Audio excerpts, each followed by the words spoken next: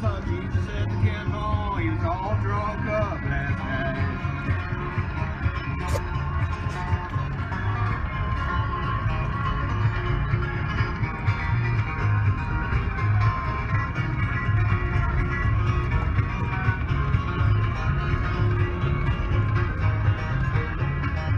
Well, he wasn't wearing no kind of long robe. He had tattoos on his feet. He was getting in the water and his eyes looked kind of mean. Well, wearing one of them ball caps and on the front of rib, I'd rather push my Ford than drive a Chevrolet.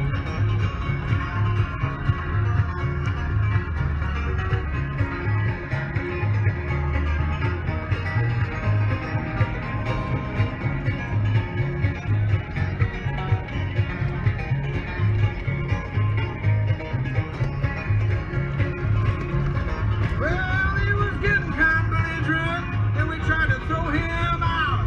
Jesus, he just didn't smoke, and he began to shout. He said, I'm bringing you boys a message here, and if there's any doubt, you better straighten up and fly right. You know I can take you out.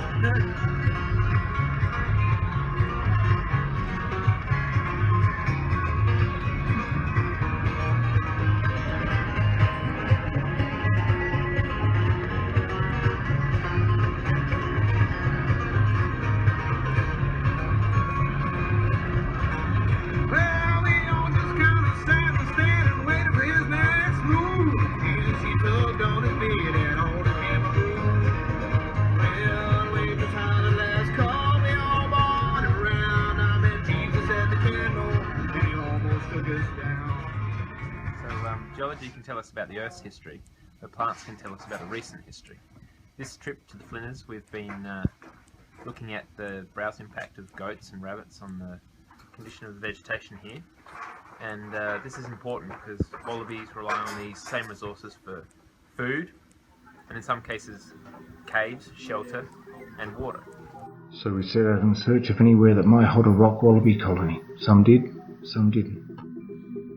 This was a series of million-year-old boulders that had fallen off the hillside that had a colony of about 40 wallabies. But over here, no banana.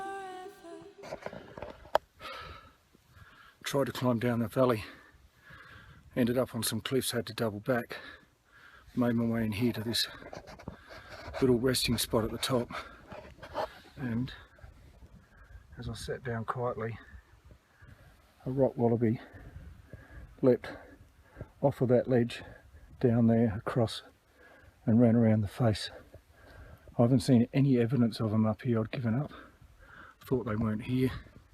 Didn't see any scats, any little poos. Vegetation's hardly touched. And then next thing, one jumped right in front of me. Absolutely amazing.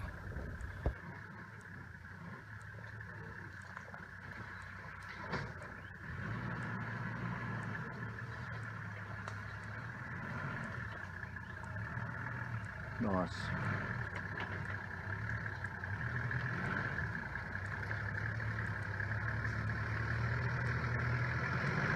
Good.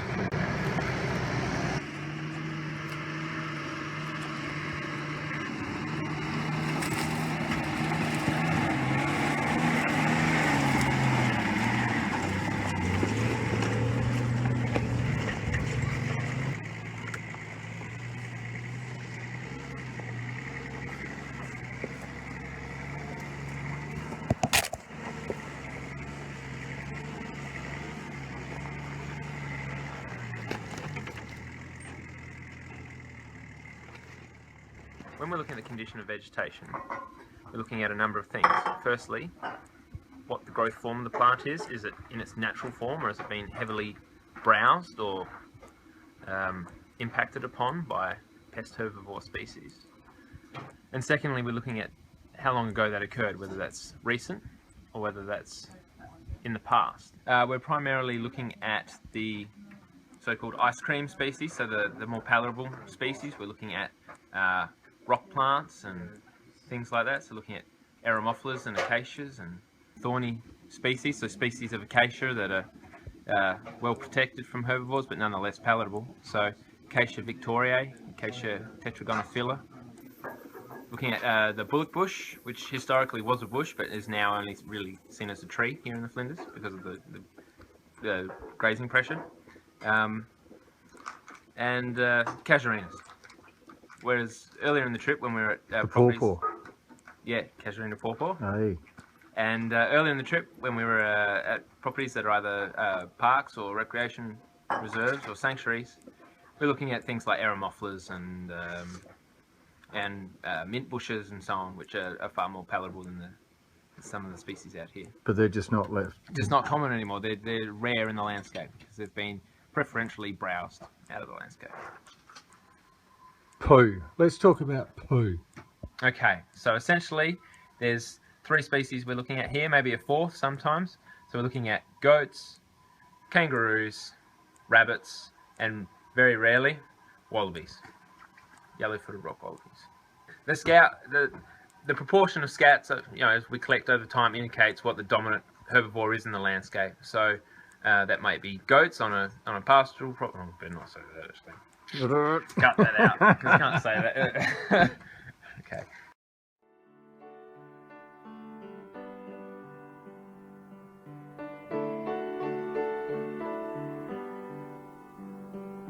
Well, I dreamed I saw the knights in armor coming, saying something about a queen. There were peasants singing and drummers drumming, and the archers split the tree.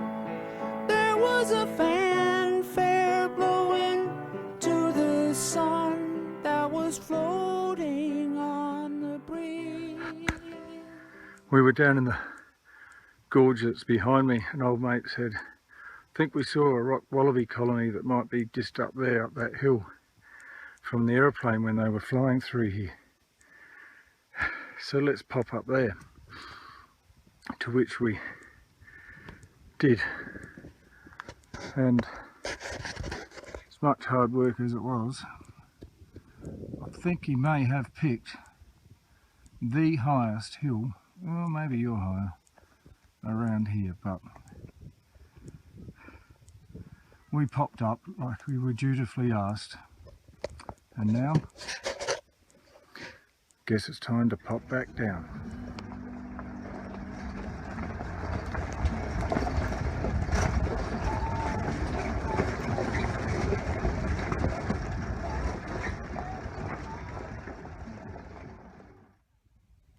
We haven't seen TV for a week. We haven't been listening to the radio, haven't had any news stories, and there was a joke this morning in the car that imagine if the world had ended and we didn't even know about it.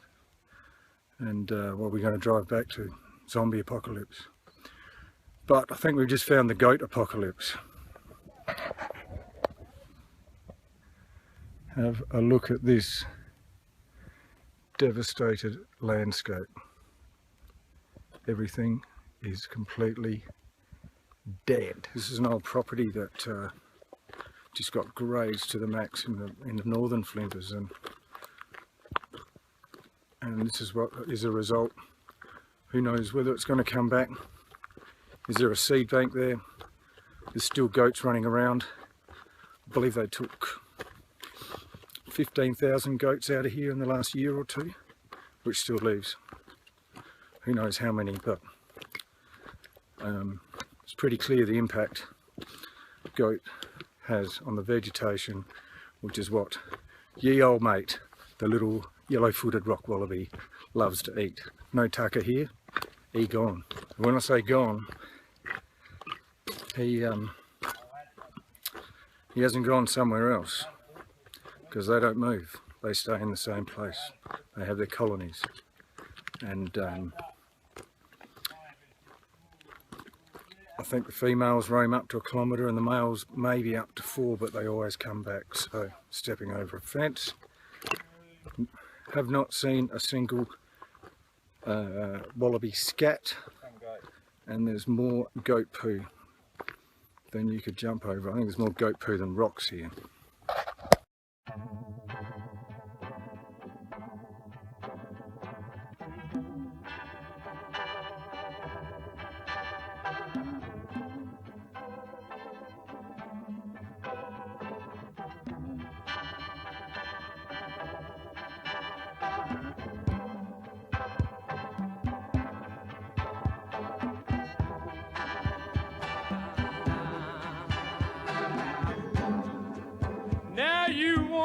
know the reason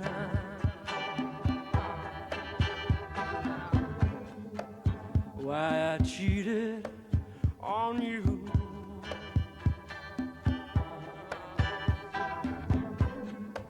Well, I had to be a hunter again.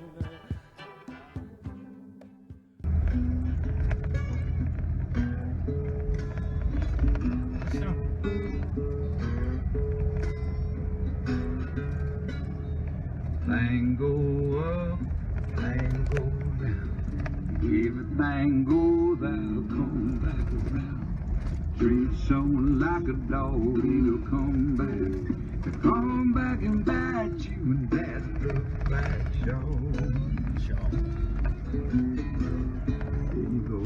We had access to some astounding, beautiful, unprecedented, I can never take you there again places in the world, in a beautiful, beautiful part of Australia.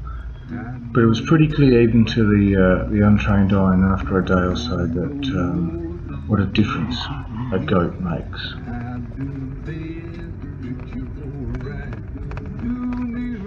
Or are you managing this land so it can last a week? Or are you managing this land to last forever? And this doesn't just go for goats. You know, if you've got a wildlife park and it's overrun by kangaroos, you're going to get the same problem. We just need to find a way to make this all work so that they can all get on together.